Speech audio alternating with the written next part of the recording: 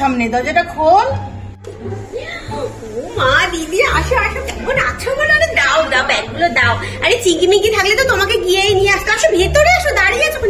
আরে সেসব ঠিক আছে, বল সব ভালো তো? বাবা তোকে 6 মাস পরে দেখছি। আয় বস বস। হ্যাঁ সবই তো জানো, এই চলছে আর কি। তুমি বসো তাহলে, আমি চাটা করে নিয়ে আসি।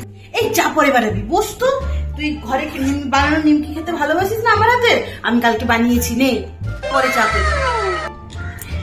তুমি এক কাজ করো, তুমি শাশুড়িকে গিয়ে নিমকি কৌটোটা দাও, নাহলে বলবে যে দিদি আসলো সব বোনকে ধরে দিয়ে চলে গেছে, শাশুড়িকে কিছু দেয়নি। তুমি গিয়ে ওনাকে হাতে দাও। এই তাহলে শাড়িটাও কি মাসিমাকে দিয়ে দিব? তোর জন্য করে এনেছিলাম। শাড়ি কেন এনেছো আবার? একদিন পর এলাম, এই ট্যাগটা কেটে দিলাম। দেখি, 10,000 টাকার শাড়ি। ইয়ে করো, তুমি ট্যাগটা কেটো না, ট্যাগ শুদ্ধ গিয়েই দাও, দেখেও শান্তি পাও যে 10,000 টাকা শাড়ি আমার দিদি দিয়েছে ওনাকে। ঠিক আছে তাহলে দিয়ে দিব। অবশ্য আমি চাটা করে নিয়ে আসি।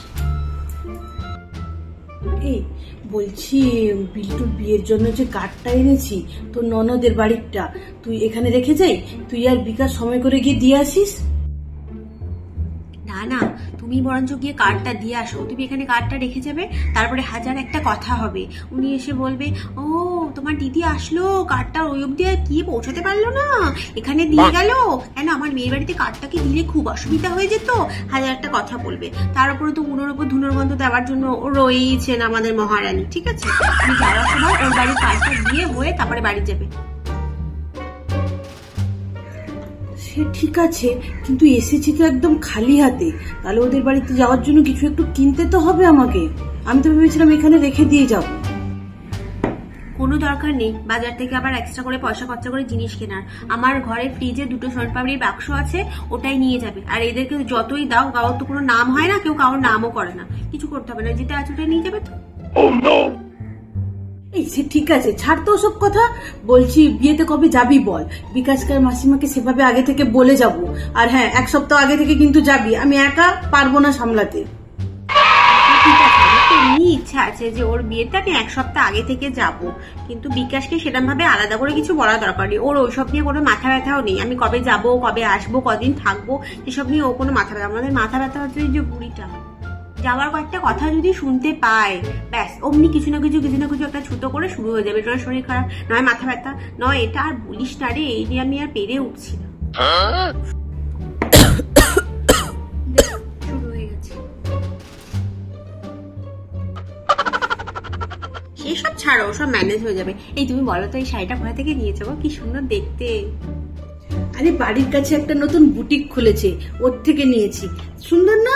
সুতি আর সিল্ক মেশানো মনে, আমি ঠিক জানি না, তবে শাড়িটা খুব সুন্দর। তুই আয় না বিয়েতে, তোকে 2টো এনে দিব।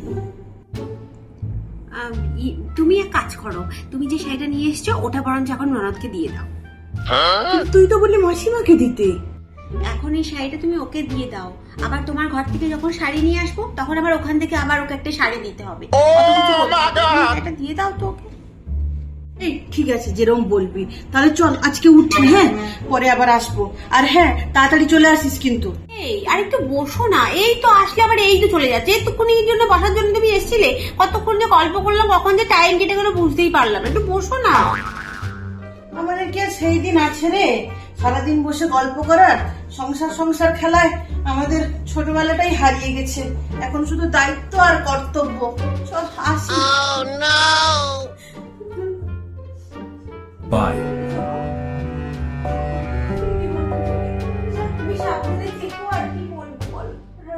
তুই কাঁদিস না, আর তাড়াতাড়ি চলে আসিস। হ্যাঁ, আর এখন না গেলে শেষ ট্রেনটাও মিস হয়ে যাবে।